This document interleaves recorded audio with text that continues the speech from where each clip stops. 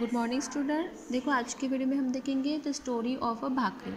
क्या देखेंगे? The story of a भाकरी। हम हैं पेज नंबर 51 के ऊपर। डू यू नो दादा? दादा आपको पता है my father is a farmer. My father is farmer.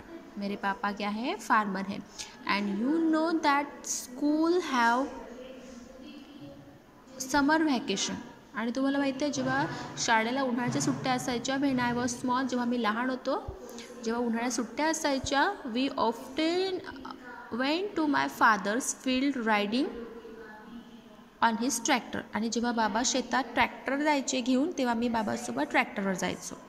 जेव्हा शेताची कामं करायसाठी जातात ना, शेतीची मशागत करण्यासाठी ट्रॅक्टर घेऊन शेतात, तेव्हा मी बाबासोबत ट्रॅक्टरवर जायचो. That will be the time for reading the fields. Riding the fields. Father would attach different implement to the tractor to carry out various farming tasks.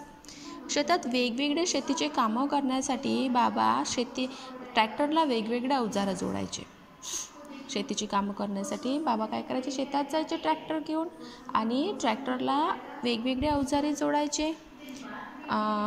First he would plot the fields and then crush the lumps of soil. Finally he would level the field to make it ready for sowing.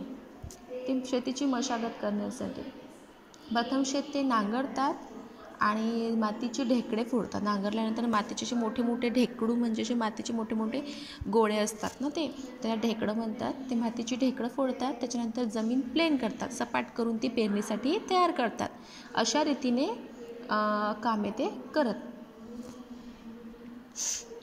The pre-monsoon shower would make hot soil humid. That was the time fathers would sow बाजरा.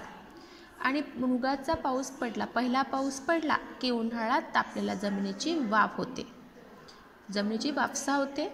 आणि तेव्हा काय करायचे? बाबा शेतात बाजरीची पेरणी करायची. Within some days, the badra seeds sprout and seeding are seen above the ground. Along with the bajra, weeds also flourish, but they have to be removed. My fathers would employ laborers to do that. The laborers have to be paid. आणि पावसाच्या पाण्यावर बाजरीची काय यायचे? बाजरीला छोटे छोटे कोंब यायचे, रोपं यायचे बाजरीचे, ते हळू वाढतात आणि बाजरीचे थोडे थोडे काय येतात वर? बाजरीचे रोपे छोटे छोटे वर येतात आणि त्याच्यानंतर त्याच्यासोबत तणसुद्धा वाढते. तण म्हणजे आपण काय पेरलं शेतात? बाजरी. मग बाजरीची रोपे तर येतातच पाऊस पडल्यानंतर, पण बाकीची जी काही असतात छोटे झाडं, गवतं वगैरे येतात, त्याला तण म्हणतात. मग बाबा ते तण मजूर सांगून ते काढून घ्यायचे, शेतातून ते तण साफ करायचे. पण त्याला खर्च येतो, म्हणजे मजुरांना पैसे द्यावे लागतात, त्याच्यामुळे त्याला खर्च येतो. Rain water is enough for bajra to grow. Rain water is enough for bajra to grow vigorously. म्हणजे जेव्हा व्यवस्थित पाऊस पडून झाला, समजा पावसाच्या पाणी झालं की पावसाच्या पाण्यावर काय येते? बाजरीची रोपे येतात. काय येतात? आणि काय येतात? आणि पावसाचे समजा पाणी पडून व्यवस्थित पाणी झाल्यानंतर काय होते? बाजरीची मोठा होते बाजरा, तो बाजरा मोठा होते. After while years of bajra appear on very stall. The grains from and the years grow falter. As the grains grow, birds come in flock to eat the tender grains. Then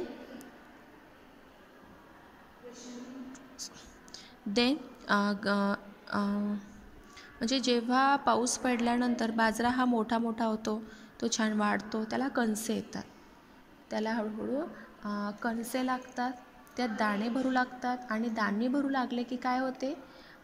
पक्ष्यांचे काय येतात? थवेच्या थवे, म्हणजे पाखरांच्या झुंडी कवडे दाणे खाण्यासाठी येतात. काय येतात, पक्ष्यांचे थवेच्या थवे, फ्लॉक म्हणजे थवे, एक प्रकारे पक्ष्यांचे थवेचे थवे ते कणसाचे दाणे खाण्यासाठी येतात. देन सॅक्रिकॉर्ड्स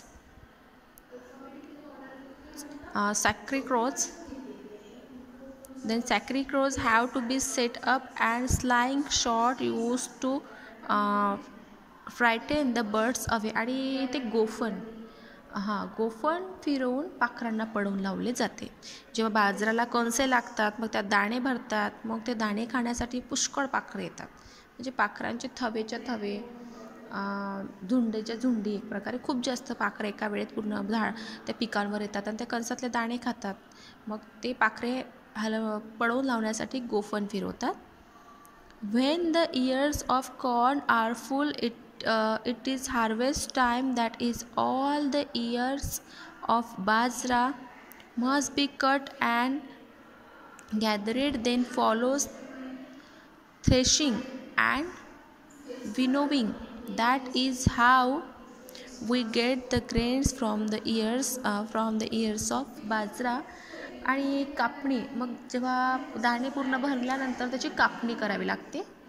आणि कापणी म्हणजे शेतात आलेली सगळी कणसे कापून गोळा करतात, नंतर त्याची मळणी आणि उफणणी करतात. म्हणजेच कणसापासून बाजरीचे दाणे आपल्याला मग मिळतात. Varsha said, I understand cutting and gathering. म्हणजे तिला कटिंग, कणसे कापतात आणि एका ठिकाणी जमा करतात, इथपर्यंत समजलं.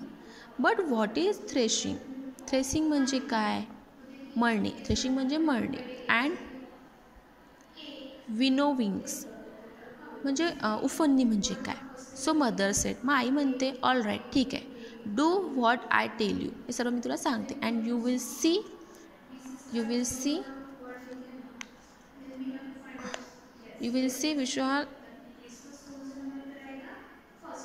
C continue with the story later. त्याच्यानंतर तिची आई म्हणते की मग वर्षा म्हणते की कापणी तर मला समजली, पण मळणी किंवा उफणणी म्हणजे काय, मला काही समजलं नाही. मग आई म्हणाली, सांगते, तसे करून पहा म्हणजे तुझ्या लक्षात येईल. पुढची गोष्ट आता मी नंतर सांगते. ट्राय दिस, हे करून पाहायचं आहे. याच्यातच समजतं तुम्हाला मळणी आणि उफणणी म्हणजे काय. ठीक आहे, मळणी आणि उफणणी म्हणजे काय हे मळणी आणि उफणणी म्हणजे काय. Try this. Take half basket full of dried groundnuts pots. म्हणजे बास्केट फुल म्हणजे एक टोपलं, समजा एक टोपलं भरून काय घ्यायचे तुम्हाला, भुईमुगाच्या शेंगा घ्यायच्या. एका टोपल्यात वाळलेल्या भुईमुगाच्या शेंगा घ्यायच्या. Divide them into two portions. त्यांना 2 भागात डिवाईड करायचं, सारखं दोन. आता एका टोपल्यात तुम्ही शेंगा घेतल्या तर त्यांचे 2 सारखे भाग करायचे. Shell the ground nuts into 1 portion. How long did this take you. आणि एका भागातले जे दाणे शेंगा, तर तुम्ही जे 2 भाग केले, भुईमुगाच्या शेंगांचे 2 समान भाग केले, एका भागाचे दाणे हाताने काढायचे, त्याला किती वेळ लागते. Now put the other portion in cloth bag and tie it mouth. आणि दुसरा जो भाग होता, जे 2 भाग केले तुम्ही भुईमुगाच्या शेंगा, एक हाताने काढायचे एका भागाचे दाणे आणि दुसऱ्या भागातले शेंगा काय करायचे, एका क्लॉथच्या बॅग म्हणजे कापडी पिशवीमध्ये टाकायच्या आणि त्याचं तोंड छान बांधून घ्यायचं. Pound the bag lightly with a stone or beat it with a stick. त्या बॅगचं तोंड बांधल्यानंतर एखादा दगड घ्यायचा, की ते वरवंटा आपण म्हणतो तसं घ्यायचं आणि हळूहळू त्या पिशवीवर असं फिरवायचा किंवा असं आपटायचं आणि काडीने असं हळूहळू त्या पिशवीवर असं ठोकायचं. Now take the groundnuts out in tray and tell me what do you see. आणि काय करायचं, मग पिशवीचं तोंड उघडल्यानंतर तुम्हाला काय दिसते पाहायचं. अर्जुन काय म्हणते, Arjun says, many of the pods have brushed open and nuts have come out. अनेक शेंगांमधून दाणे काय असतात, बाहेर आलेले असतात. मग मदर म्हणते, this can be call threshing of the pods. यालाच थ्रेशिंग म्हणतात. म्हणजे दाणे ठोकून आपण काय करतो, दाणे ठोकतो, शेंगा आपण त्याला ठोकतो, शेंगांना छान त्याच्यातून काय होते, शेंगा फुटतात आणि दाणे बाहेर येतात. मग यालाच म्हणतात मळणी, म्हणजे थ्रेशिंग म्हणतात. यालाच काय म्हणतात, threshing. Now hold the try in both your hands. Toss it content quickly and lightly in the air. Tell me what happens. आणि काय करायचं, त्याला असं पाकडून घ्यायचं किंवा हवेत असं त्याला हे करून घ्यायचं, चुपात वगैरे एखादं पाकडून घ्यायचं आणि मग बघायचं काय होते.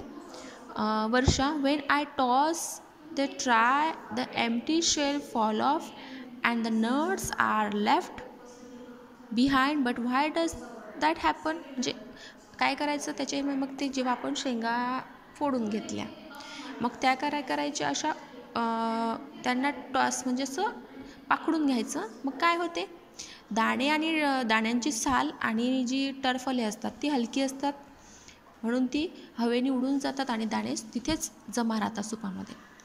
Mother's, the shells are light. काय असतात, the shells are light. Shells are light, जी पत्र वगैरे असतात ती कशी असतात, हलकी असतात. So that they get blown by the air and fall off. The nuts are heavier and are left behind while winnowing to the draught of air is used to separate the grain from the chaff.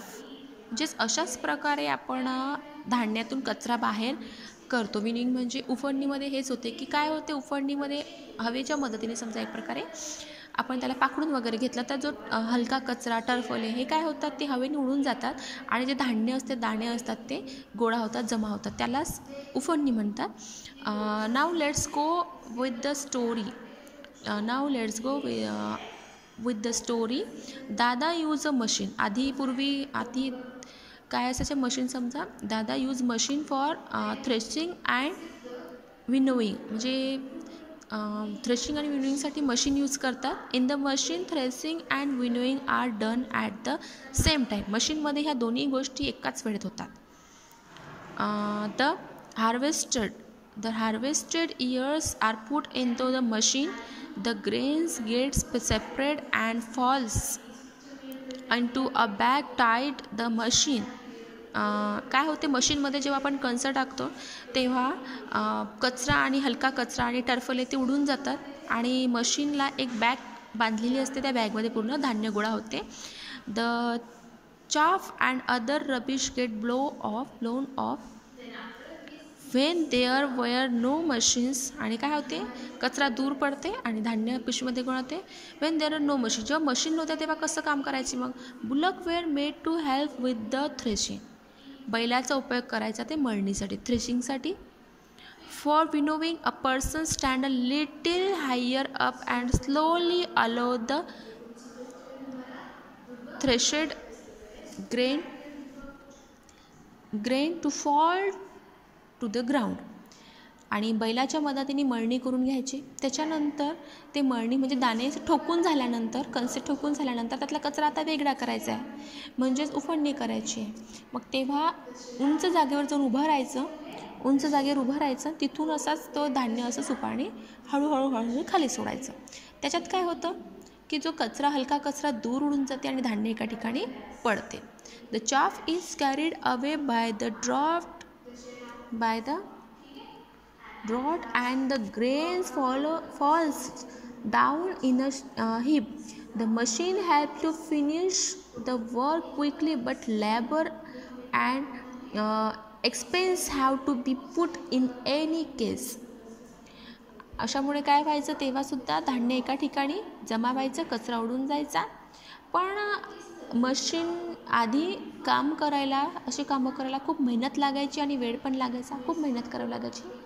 मशीनने आता कामं लवकर कमी होतात आणि काय होते, मशीनच्या मदतीने आता आपल्याला लवकर काम होतात. पूर्वी खूप मेहनत करावी लागायची, मजूर लागायचे, त्याच्यानंतर मेहनतसुद्धा खूप करावी लागायची. ठीक है, तो आप यहाँ तक ये पैराग्राफ ये पूरा जो है वो पूरा आप वही ट्राई भी कर सकते हैं आप अपने घर में, आपको समझ में आएगा. मळणी में आपण धान्य असं कुठले पण शेंगा वगैरे घ्यायच्या, अशा ठोकून घ्यायच्या, त्याला मळणी म्हणतात. आणि त्या अशा पाकडून बघायच्या, बरोबर कचरा साईडला पडतो आणि धान्य एका ठिकाणी जमा होते. ठीक आहे. तो आज के वीडियो में हमने इतना देखा, तो आपको ये पूरा पैराग्राफ रीड करके रखना है। ओके।